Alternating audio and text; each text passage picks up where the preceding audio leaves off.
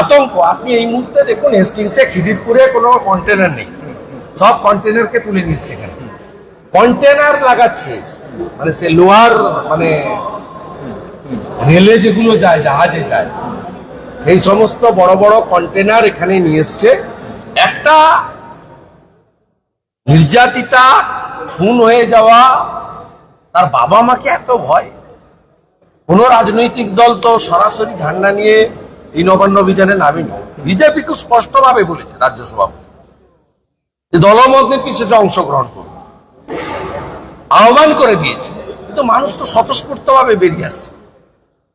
CPM Congress silent হয়ে গেছে, আর একদল তো বিরোধিতা করছে। কিন্তু পুলিশের আতঙ্ক, 12,000 পুলিশ গোটা রাজ্য থেকে তুলেছে।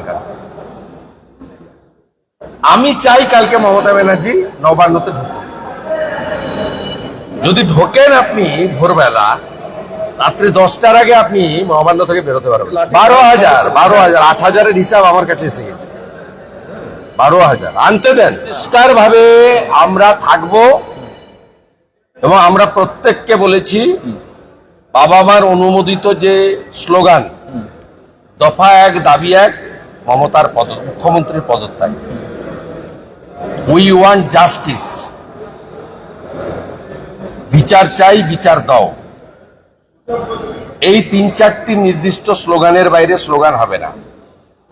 বুকে কালো ব্যাজ লাগিয়ে আসুন, জাতীয় পতাকা নিয়ে আসুন, শান্তিপূর্ণভাবে পুলিশ যেখানে বাধা দেবে সেখানে বসে অভয়ার বাবা মার কাছ থেকে তাদের দুঃখের কথা, তাদের দাবির কথা শুনে শান্তিপূর্ণভাবে বাড়ি চলে যান। উস্কানি যদি মমতার পুলিশ দেয়, যেভাবে সাঁতরাগাছিতে একটু আগে দিয়েছে, তার পরিণতি মমতা ব্যানার্জিকে ভুগতে হবে। একটাও অভয়ার বাবা মার জন্য আসা আন্দোলনকারী যদি শারীরিকভাবে ক্ষতিগ্রস্ত হয় মমতা পুলিশের দ্বারা, শুনে রাখুন মমতা ব্যানার্জি 72 ঘন্টা পশ্চিমবঙ্গ স্তব্ধ থাকবে। একদম কান খুলে শুনে রাখুন, কালকে বুঝতে পারবেন যা করছেন, কালকে বুঝতে পারবেন।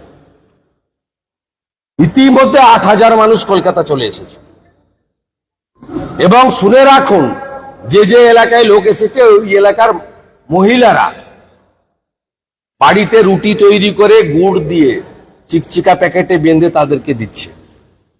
কোন রাজনৈতিক দল একটা গাড়িও করেনি, একটা জলের বোতলও দেয়নি। কমপ্লিটলি মানুষের স্বতঃস্ফূর্ততা কালকে দেখতে পাবেন। 8,000-এর বেশি মানুষ এসে গেছে। মঠ মন্দির ছেড়ে 1,000-এর বেশি সন্ন্যাসী এসেছেন, বিভিন্ন মন্দিরের বারান্দায় শুয়ে আছেন, এবং স্থানীয় মহিলারা রুটি ভেজে গুড় দিয়ে তাদেরকে রাতে খাওয়ার ব্যবস্থা করে দিচ্ছে।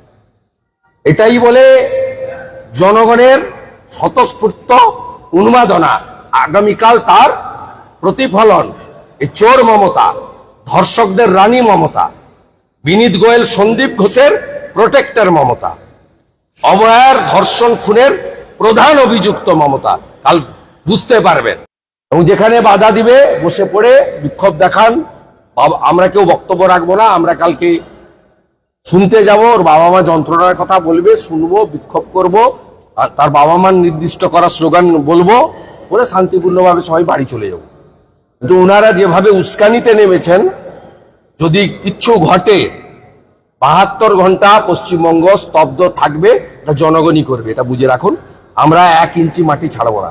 সাঁতরাগাছিতে আপনি যেটা আমার মূর্তি দেখেছেন, এটা হচ্ছে আর্লি মর্নিং, এখনো দুপুর হয়নি।